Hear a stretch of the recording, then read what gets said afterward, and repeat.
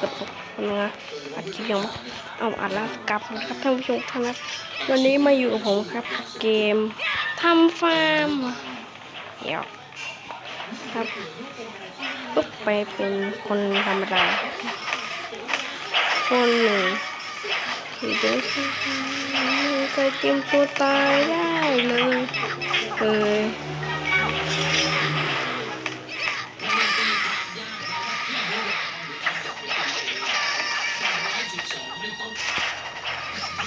20 บาท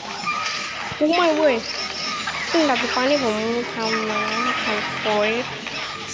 ผมจะทำอะไรนี่ดีกว่า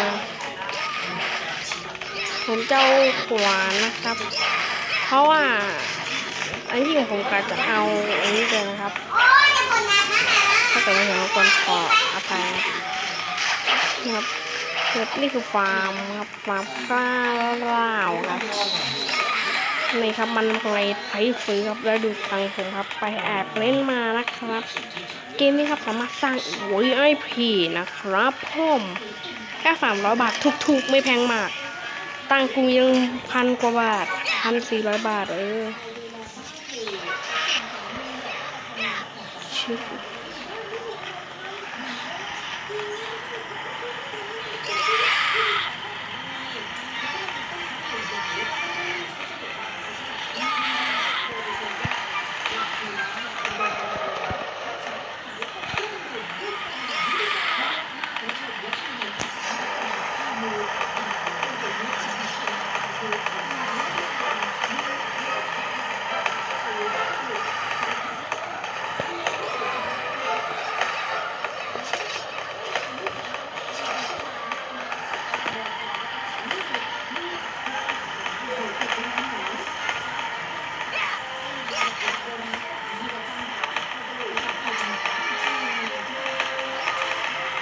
ซึ่งครับทำอย่างนี้มันเปลืองเวลาโคตรนะผมบอกคนเดียวครับ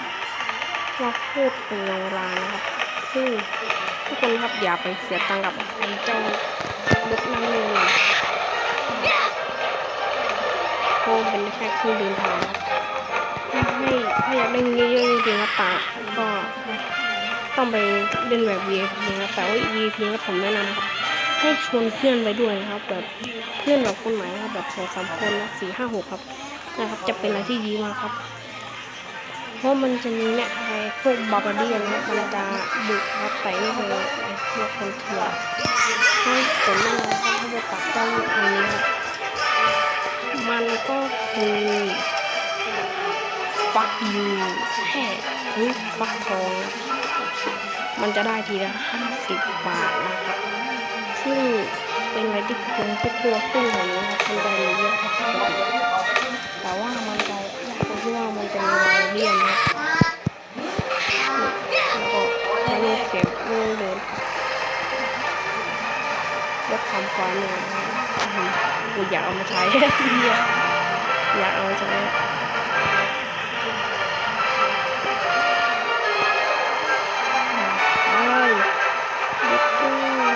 เขาตัดคลิปดีกว่านะเป็นเวลาครับ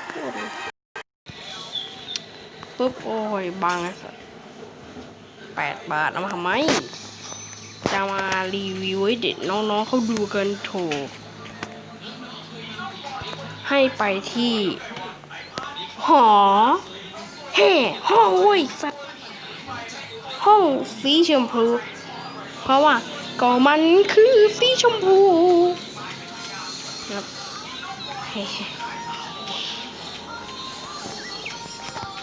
แล้วก็ให้ทุกคนนะครับอันนี้ก็เดินไปเลยก็ได้นะครับแต่ว่าสำหรับผมครับขี้เกียจเปลืองเวลาครับผ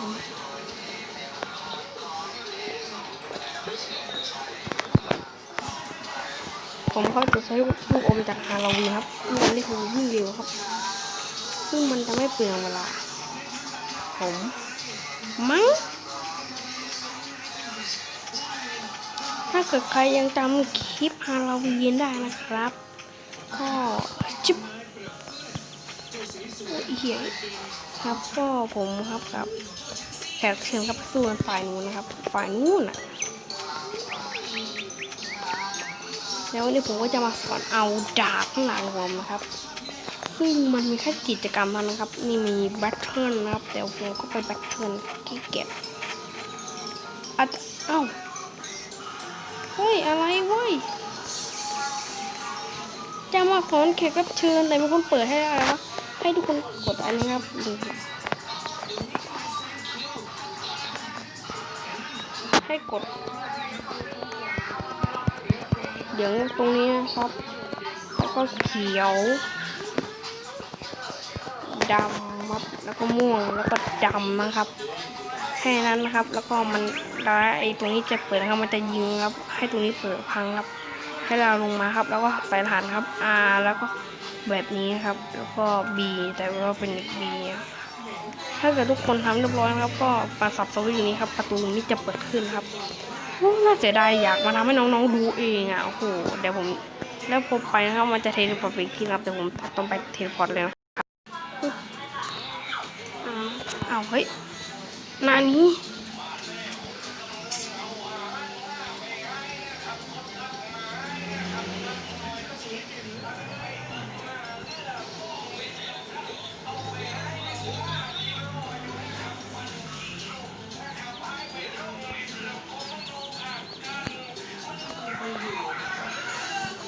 โอ้โหเสียดายไม่ทำให้น้องๆดูแบบจริง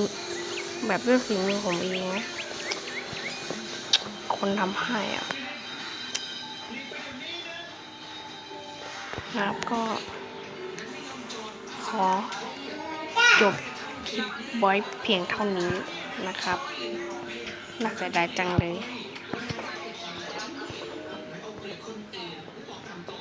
ถ้าเกิดอยากได้ก็กดถ้าเกิดอยากได้ตุ๊กตานะครับก็ไปดูช่องอีกทีนะครับเดี๋ยวผมจะทิ้งเดี๋ยวผมข้อเดี๋ยวจะมาทำคลิปพาร์ทต่อไปนะครับไว้เจอกันใหม่คลิปหน้าครับบ๊ายบายกดไลค์กดซับสไครต์นะครับเพื่อเป็นกำลังใจให้ผมทำคลิปพาร์ทต่อไปนะครับผมบ๊ายบาย